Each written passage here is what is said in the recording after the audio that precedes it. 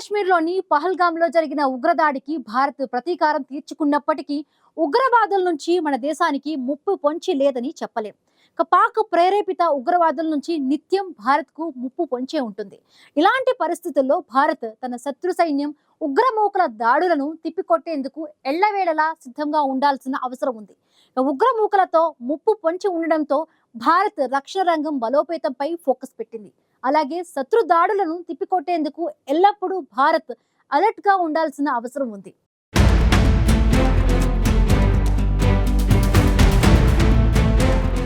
జమ్మూ కాశ్మీర్లోని పెహల్గాంలో జరిగిన ఉగ్రదాడి ఘటన యావత్ దేశాన్ని దిగ్భ్రాంతికి గురిచేసింది. పర్యాటకులే లక్ష్యంగా ఉగ్రవాదులు జరిపిన కాల్పుల్లో 26 మంది ప్రాణాలు కోల్పోయారు. ఉగ్రవాదులు మన దేశంపై జరిపిన ఉగ్రదాడి ఇదే మొదటిది కాదు, అలాగని చివరిది కాకపోవచ్చు. ఎందుకంటే గతంలోనూ మన దేశంలో పలుమార్లు ఉగ్రదాడులు జరిగాయి. 2016లో ఉరీలో మన దేశ సైనికులపై ఉగ్రదాడికి ప్రతిగా భారత బలగాలు పాక్ భూభాగంలో సర్జికల్ దాడులు చేశాయి. ఆ దాడుల తర్వాత 3 ఏళ్ల వరకు ఉగ్రవాదులు దాడులకు తెగబడలేదు. 2019లో బాలాకోట్లో జైషే మహమ్మద్ శిక్షణ శిబిరంపై భారత్ యుద్ధ విమానాలు విరుచుకుపడగా 6 ఏళ్ల వరకు ఉగ్రవాదులు భారత్ వైపు కన్నెత్తి కూడా చూడలేదు. అయితే ఇటీవల జరిగిన పెహల్గాం ఉగ్రదాడికి ప్రతిగా భారత్ చేపట్టిన ఆపరేషన్ సింధూర్ తర్వాత పరిస్థితి ఏంటన్నది ఇప్పుడు అంతుచిక్కడం లేదు. పాక్ ప్రేరేపిత ఉగ్రవాదులు పెహల్గాంలో పర్యాటకులపై జరిపిన దాడికి ప్రతీకారంగా భారత్ ఆపరేషన్ సింధూర్ చేపట్టి ముష్కరులను మట్టుపెట్టింది. భారత్ చేతిలో చావు దెబ్బతిన్నా తామే గెలిచామని పాకిస్తాన్ సైన్యం చెప్పుకుంటోంది. ఇక ఇప్పుడు పాక్ దృష్టి కాస్త బలూచిస్తాన్ మీదకు మళ్లింది. బలూచి స్వాతంత్ర్యం కోసం పోరాడుతున్న యోధులను భారతదేశ తొత్తులుగా పాక్ మీడియా చిత్రీకరిస్తోంది. పెహల్గాం ఉగ్రదాడికి ప్రతీకారంగా ఆపరేషన్ సింధూర్ చేపట్టి పాక్ ని కోలుకోలేని విధంగా దెబ్బ కొట్టామని చెప్తున్న బీజేపీ ఇది వచ్చే ఎన్నికల్లో తమకు లబ్ధి చేకూరుస్తుందని ఆశిస్తోంది. ఇది తమకు ప్రమాదకరమని భావిస్తున్న విపక్షాలు ఈ సైనిక చర్యలో మన దేశానికి జరిగిన నష్టమెంతో చెప్పాలని పట్టుబడుతున్నాయి. ముఖ్యంగా రఫేల్ విమానాలు కూలిపోయాయన్న వార్తల గురించి కేంద్రాన్ని విపక్షాలు ప్రశ్నిస్తున్నాయి. కార్గిల్ యుద్ధం మాదిరిగా ఆపరేషన్ సింధూర్ పైన సంయుక్త పార్లమెంటరీ సంఘాన్ని నియమించాలని డిమాండ్ చేస్తున్నాయి.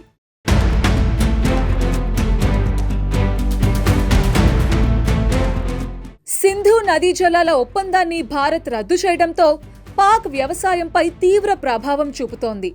రానున్న కాలంలో ఈ సమస్య మరింత తీవ్రం కానుంది. కాబట్టి పాక్ సైన్యం కొంతకాలం పాటు భారత్పై దాడులకు ప్రయత్నించే అవకాశం లేకపోవచ్చు. అదేవిధంగా ఆపరేషన్ సింధూర్ వల్ల జరిగిన ఆర్థిక నష్టం నుండి కోలుకోవడానికి పాక్కి కొంత సమయం పడుతుంది. మత ఛాందసవాదాన్ని ప్రోత్సహించడమే పాకిస్తాన్ విధానం కాబట్టి ఉగ్రవాదులను తమ ఆయుధాలుగా ఉపయోగించుకునేందుకు పాక్ ఏమాత్రం వెనకాడదు.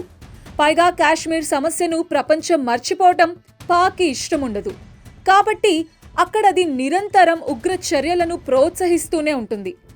అందుకే భారత్ పాక్ ప్రేరేపిత ఉగ్రవాదుల పట్ల మరింత అప్రమత్తంగా వ్యవహరించాల్సి ఉంటుంది. ఎప్పుడు ఏ రూపంలో దాడులు జరుగుతాయో ఊహించలేం కాబట్టి భారత్ నిత్యం అలర్ట్ గా ఉండాల్సిన పరిస్థితులే ఉన్నాయి.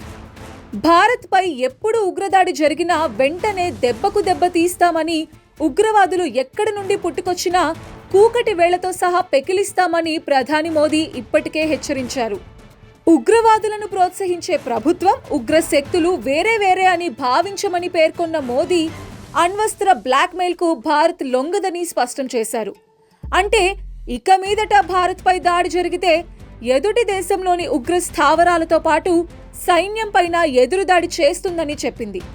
అయితే ముందుగా పాక్ గగనతల రక్షణ వ్యవస్థను దెబ్బతీయకుండా మన యుద్ధ విమానాలను పంపితే నష్టం చవిచూడాల్సి వస్తుందని ఆపరేషన్ సింధూర్తో అర్థమైంది. ప్రత్యర్థి ప్రచారాన్ని, కట్టుకథలను ఎదుర్కోవడంలో భారత్ తగినంత సన్నద్ధతను కనబరచలేదనేది మరో అంశం. ప్రభుత్వ నిఘా సంస్థలు, త్రివిధ దళాల మధ్య సమన్వయంతో ఈ లోపాన్ని సరిదిద్దుకోవాల్సి ఉంది. అయితే భారత్కు ఉన్న ఈ ప్రతికూలతల కన్నా సానుకూలతలే ఎక్కువగా ఉన్నాయని చెప్పొచ్చు. ఆపరేషన్ సింధూర్లో భాగంగా ముందస్తుగా పటిష్ట ప్రణాళిక రూపొందించి కట్టుదిట్టంగా అమలు చేయటం భారత్ మొదటి విజయంగా చెప్పవచ్చు.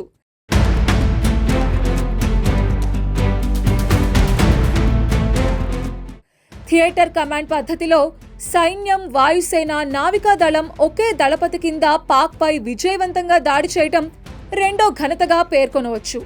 అణ్వాయుధాలు కలిగిన పాక్ని భారత్ 4 రోజుల్లోనే కాళ్లబేరానికి తీసుకురాగలిగింది అంటే భారత్ సత్తా ఏంటో అర్థం చేసుకోవచ్చు.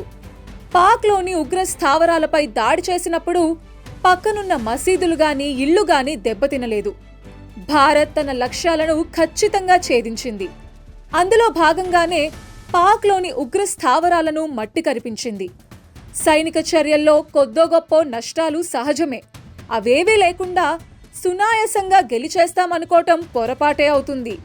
ఆపరేషన్ సింధూర్లో చైనా, తుర్కీయే ఆయుధాల కన్నా భారతీయ ఆయుధాలే సమర్థంగా, శక్తివంతంగా పనిచేశాయి. ఇది భారత రక్షణోత్పత్తులకు డిమాండ్ని పెంచుతోంది.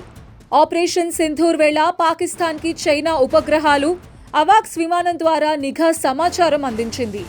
భవిష్యత్తులో జరిగే యుద్ధాల్లోనూ పాక్కి చైనా సహాయం చేస్తుంది. భారత్ను దెబ్బ కొట్టడమే చైనా, పాకిస్తాన్ల ఉమ్మడి లక్ష్యం కాబట్టి అవి మన దేశంపైకి ఉగ్రవాదులను ఉసిగొల్పడం, సైబర్ దాడులకు దిగడం వంటి గ్రే జోన్ యుద్ధ రీతులను కొనసాగిస్తాయి. ఎలక్ట్రానిక్ మార్గాల్లో సమాచారం ఎప్పటికప్పుడు తెలిసిపోతుంది కాబట్టి యుద్ధాల్లో గోప్యత అనేది కష్టమవుతుంది. భారత్ దీన్ని అధిగమించి ఊహించని రీతిలో దాడులతో శత్రువును దెబ్బతీయడానికి పదునైన వ్యూహాలను సిద్ధం చేసుకోవాల్సి ఉంటుంది.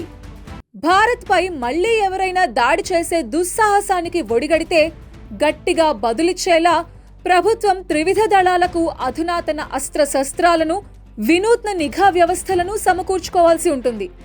అందుకోసం రక్షణ, పరిశోధన, అభివృద్ధికి పెద్ద ఎత్తున నిధులు కేటాయించాల్సి ఉంటుంది.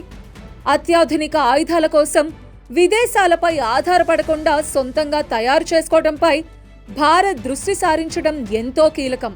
హిందుస్థాన్ ఏరోనాటిక్స్ ఉత్పత్తి సామర్థ్యాన్ని పెంచడంతో పాటు కొన్ని ఆధునిక విమానాలను దిగుమతి చేసుకోవటం, 5వ తరం, 6వ తరం యుద్ధ విమానాల రూపకల్పన, తయారీలో ప్రైవేట్ రంగాన్ని భాగస్వామి చేయటం తక్షణమే జరగాల్సి ఉంటుంది.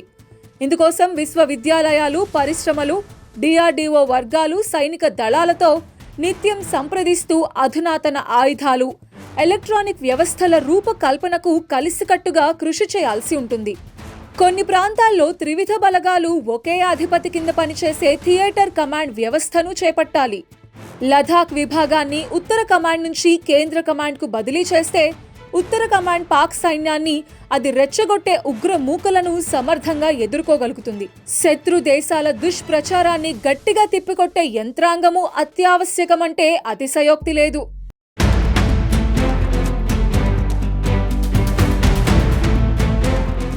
భారత్కు పొరుగున ఉన్న పాక్తో పాటు పాక్ ప్రేరేపిత ఉగ్రవాదులతో ఎప్పుడు ఏ రూపంలో ప్రమాదం ముంచుకొస్తుందో చెప్పలేం. కాబట్టి శత్రు సైన్యం దాడులను సమర్థవంతంగా తిప్పికొట్టేందుకు భారత బలగాలు అప్రమత్తంగా ఉండడంతో పాటు ఒకవేళ భారత్పై దాడులు చేస్తే దెబ్బకు దెబ్బ తీసేలా సిద్ధంగా ఉండాల్సి ఉంటుంది.